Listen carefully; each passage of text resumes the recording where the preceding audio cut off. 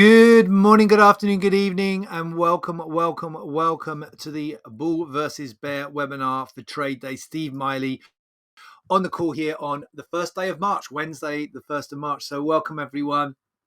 We're going to go through our usual regular run through in here today. Calendar, what we've had, what we've got coming up, articles from the major news wires, what are the fundamental macroeconomic and geopolitical events that are impacting markets right here, right now, and then a quick look at the charts to see where the trigger points are for today. So what's dominating markets this morning?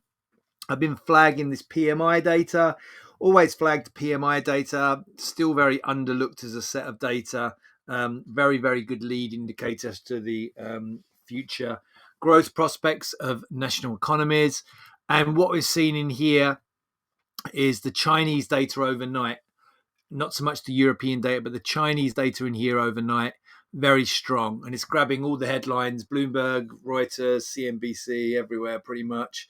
This 52.6 number in here, manufacturing PMI.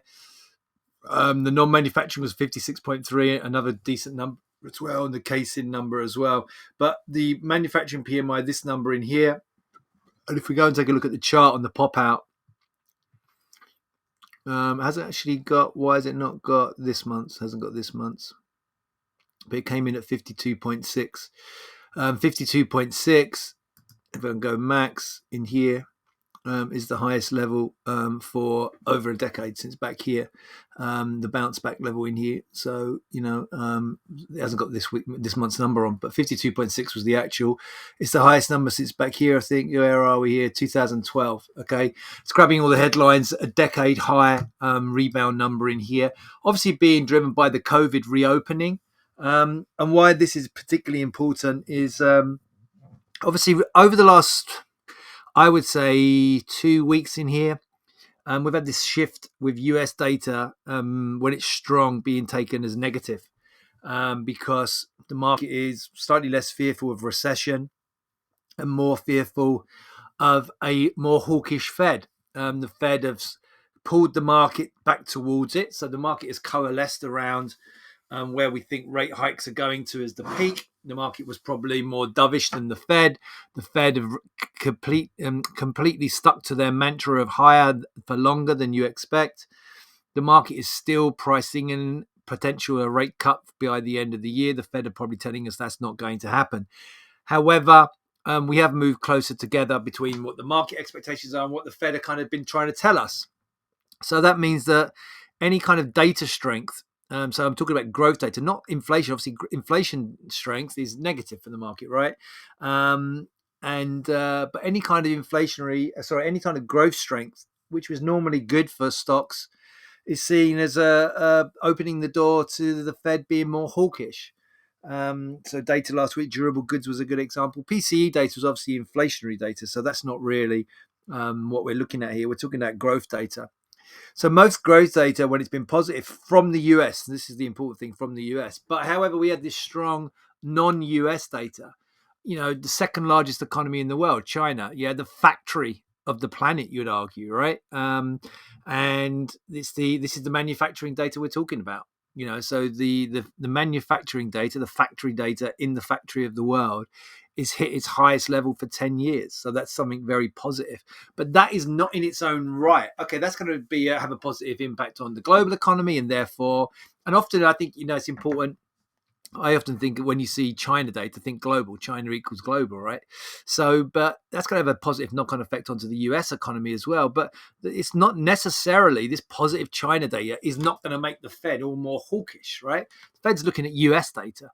So the upside of this data is positive for the global economy. It's positive clearly for the Chinese economy. It's positive for the Asian economy. It's positive for the global economy. It's positive for trade. But it doesn't necessarily mean the Fed's going to be more hawkish. So then that's positive then for stocks. And we've certainly seen that. So we saw, if I go through in here, so 5 things you need to start your day. They're talking about Goldman struggles in here. It doesn't really impact us. But China's economy is showing a stronger rebound after COVID restrictions. So this is all about the lifting of COVID, right? The figures do come ahead of next week's National People's Congress, okay? New growth target will be disclosed. So, I'm not saying that the data is manipulated, but then, say no more, right?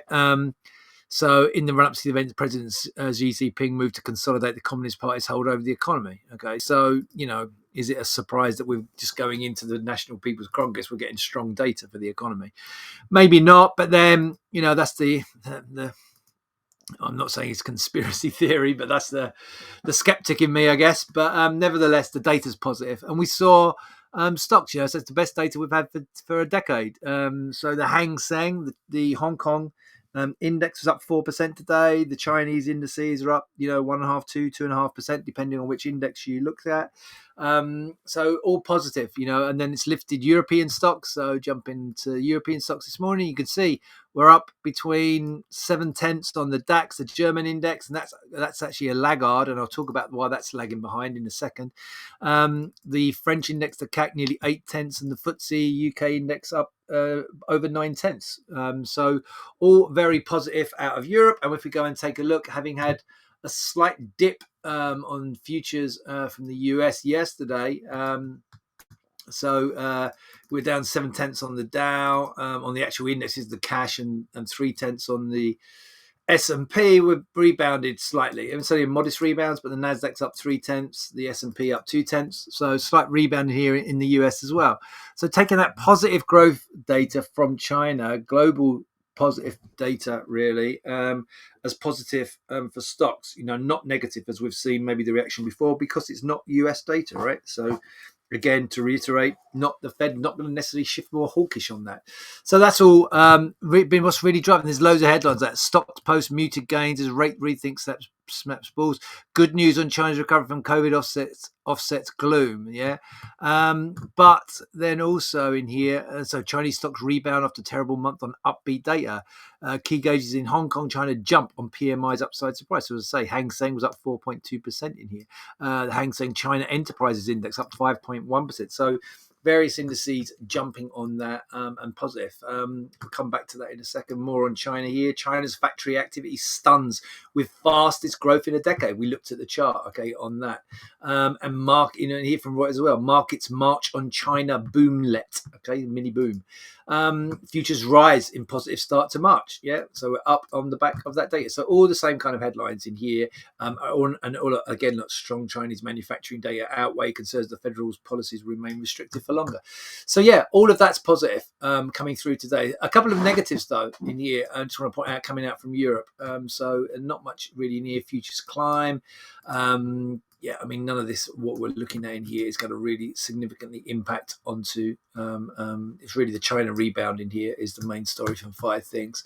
But if we look at, I'll come back to that, remind me to come back to that if you can. But then we go to the European data that we've had from PMI data this morning, where is that? Why is that not showing up in here? Should be showing up in here. Let me go and show you it from FX Street Calendar.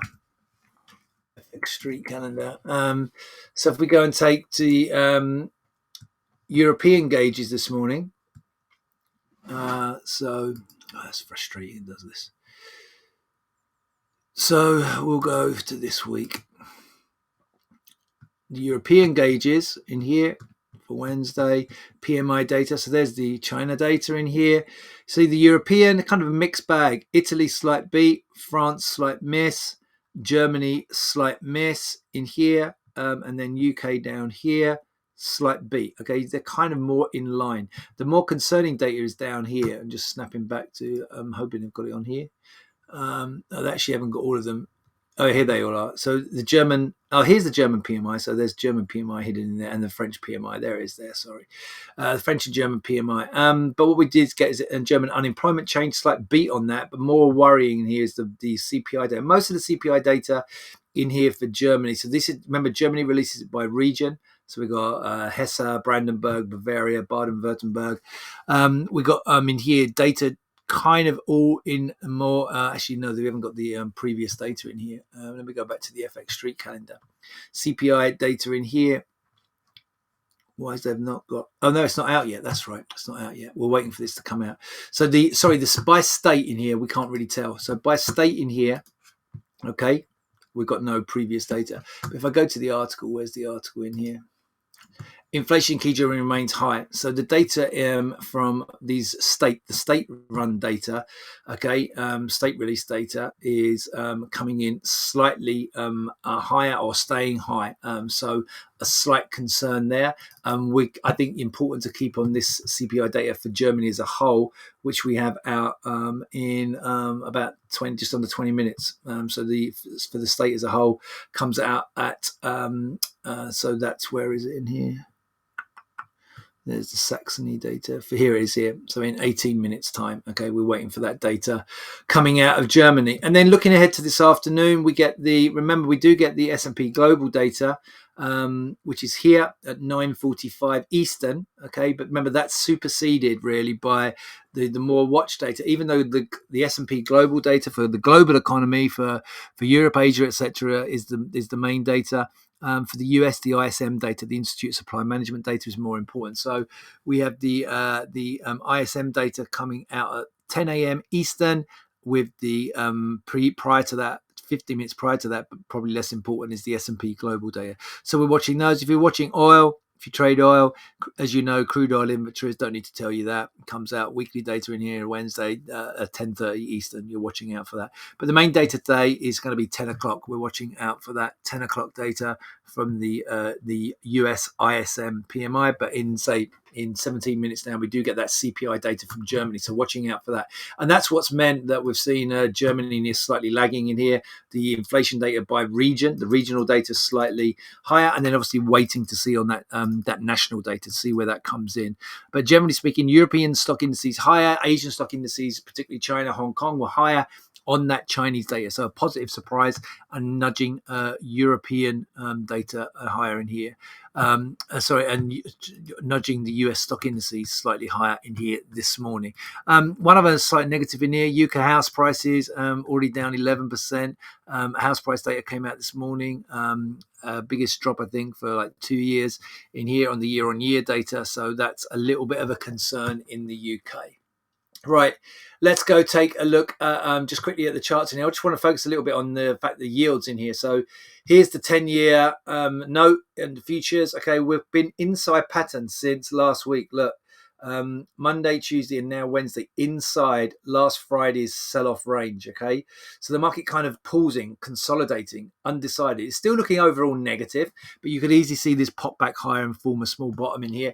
And if we do pop back higher, so I think you need to watch this. We do get treasuries pushing back higher to price. And if I go and take a look at the yield chart up in here as well, if I pop that a bit bigger in here, you can see consolidating below this, like below 4% in here, below 3.98%.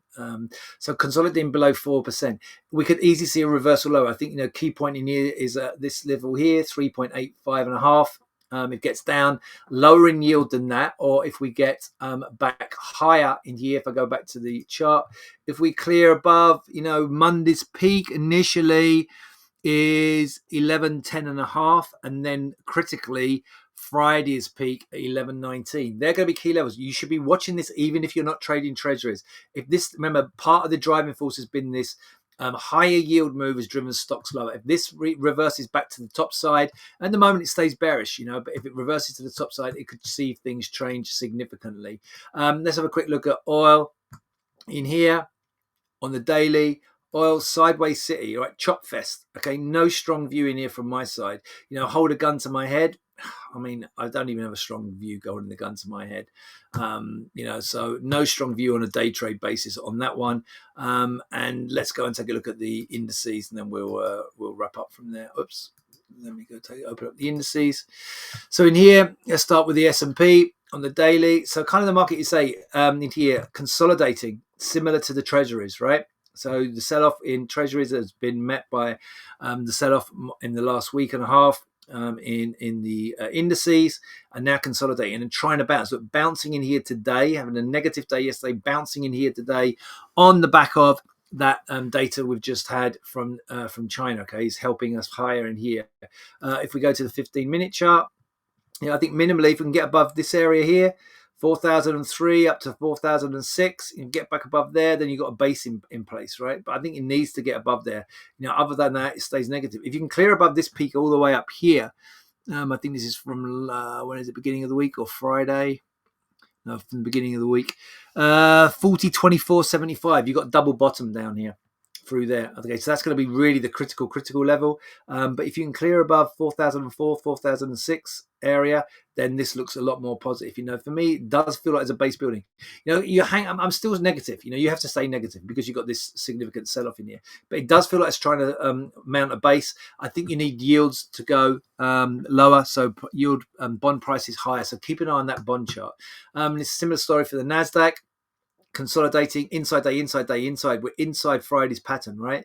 But again, in here, setting up, rebound in here, setting up. Again, through resistance in here, 12.173 through 12.190. Looks more positive, sets up a bottoming pattern, reinforce up through here, up through 12.260, 61, looks a lot more positive. So potential bases going in. I'm not calling a base yet, still looking for this market to consolidate, but I think it could be interesting.